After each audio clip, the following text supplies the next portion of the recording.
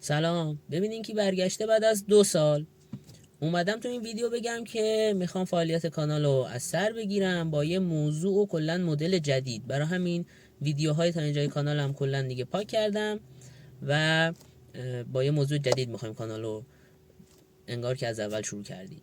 من چند وقتیه دارم خودم در مورد هوش مصنوعی و مدل‌های مختلف و معماری‌های مختلفی که هست مطالعه میکنم و نکته‌ای که خیلی به چشم اومد اینه که هم محتوای فارسی تو این حوزه کمه، هم محتوای انگلیسی و مقالات و مستنداتی هم که هست خیلی سنگین نوشته شده و واقعا خوندنشون زمان و انرژی آدمو میگیره.